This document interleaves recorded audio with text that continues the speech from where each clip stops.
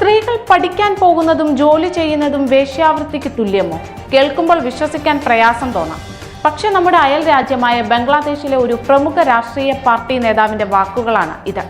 വർഷങ്ങളോളം കരുത്തരായ വനിതകൾ ഭരിച്ച ഒരു മണ്ണിൽ നിന്നാണ് ഈ ആധുനിക കാലത്തും ഇത്തരം ചിന്താഗതികൾ ഉയരുന്നത്. എന്താണ് ബംഗ്ലാദേശിൽ ശരിക്കും സംഭവിക്കുന്നതെന്ന് നമുക്കൊന്ന് പരിശോധിക്കാം. ഫെബ്രുവരി 12-ന് ബംഗ്ലാദേശ് പോളിംഗ് ബൂത്തിലേക്ക് നീങ്ങുകയാണ്. ഈ നിർണായക തെരഞ്ഞെടുപ്പിന് തൊട്ടു മുൻപാണ് ജമാഅത്ത് ഇസ്ലാമി അമീർ ഷഫീഖുർ റഹ്മാൻ തന്റെ എക്സ് ഹാൻഡിലൂടെ വിവാദമായ കുറിപ്പ് പങ്കുവച്ചത്. സ്ത്രീകൾ പൊതുരംഗത്തേക്ക് വരുന്നതും ഉന്നത വിദ്യാഭ്യാസത്തിന് ശ്രമിക്കുന്നതും അവരെ ധാർമ്മികമായ അധപതനത്തിലേക്ക് നയിക്കുമെന്നും അത് വേശ്യാവൃത്തിക്ക് തുല്യമാണെന്നുമാണ് അദ്ദേഹം പറഞ്ഞു വെച്ചത്. സംഗതി കൈവിട്ടു പോകുമെന്ന് കണ്ടപ്പോൾ പോസ്റ്റ് പിൻവലിച്ചുവെങ്കിലും അതിന്റെ സ്ക്രീൻഷോട്ടുകൾ ഇതിനോടകം സോഷ്യൽ മീഡിയയിൽ കാട്ടുതീ പോലെ പടർന്നു കഴിഞ്ഞു. വിവാദം കൊഴുത്തപ്പോൾ പാർട്ടിയുടെ വനിതാ വിഭാഗം സെക്രട്ടറി നൂറുന്നിസ സിദ്ദീഖ വിശദീകരണവുമായി എത്തി. എന്നാൽ സംഗതി കൂടുതൽ വഷളാക്കുകയാണ് അവർ ചെയ്തത്. സ്ത്രീകൾക്ക് പാർട്ടിയുടെ ഉന്നത നേതൃത്വത്തിൽ വരാൻ കഴിയില്ലെന്നും പുരുഷന്മാരാണ് സ്ത്രീകളെ നിയന്ത്രിക്കേണ്ടവർ എന്നുമാണ് അവർ പത്രസമ്മേളനത്തിൽ പറഞ്ഞത്. ഇത് വെറും വിശ്വാസത്തിന്റെ ഭാഗമാണെന്നും വിവേചനമല്ലെന്നുമാണ് അവരുടെ വാദം.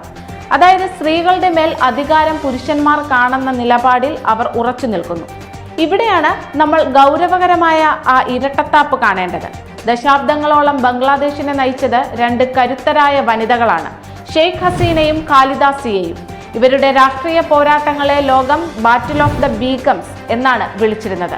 അത്രയും കാലം സ്ത്രീകൾ ഭരിച്ച ഒരു മണ്ണിൽ നിന്നാണ് ഇപ്പോൾ ഇത്തരം പിന്തിരിപ്പൻ വാദങ്ങൾ ഉയരുന്നത്.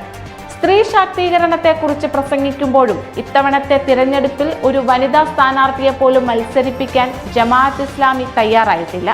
ബംഗ്ലാദേശിനെ മറ്റൊരു അഫ്ഗാനിസ്ഥാനാക്കി മാറ്റാനുള്ള നീക്കമാണിതെന്ന് BNP പോലുള്ള പ്രതിപക്ഷ പാർട്ടികൾ ആരോപിക്കുന്നത് വെറുതെയല്ല. ആധുനിക ലോകത്ത് സ്ത്രീകൾ എല്ലാ മേഖലകളിലും മുദ്ര പതിപ്പിക്കുമ്പോൾ അവരെ വീടിനുള്ളിലേക്ക് ഒതുക്കാനുള്ള ഇത്തരം പ്രത്യാശാസ്ത്രങ്ങൾ ജനാധിപത്യത്തിന് തന്നെ ഭീഷണിയാണ്.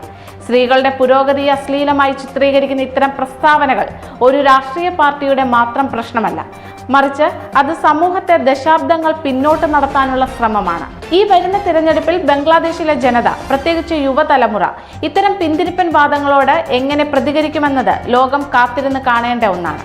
ഈ വിഷയത്തിൽ നിങ്ങളുടെ അഭിപ്രായം എന്താണ്? സ്ത്രീകൾ പൊതുരംഗത്തേക്ക് വരുന്നത് അധപതനമാണെന്ന ഈ വാദത്തോട് നിങ്ങൾ യോജിക്കുന്നുണ്ടോ? നിങ്ങളുടെ അഭിപ്രായം താഴെ കമന്റായി രേഖപ്പെടുത്തും. കാനഡയിലെ മലയാളി ശബ്ദം.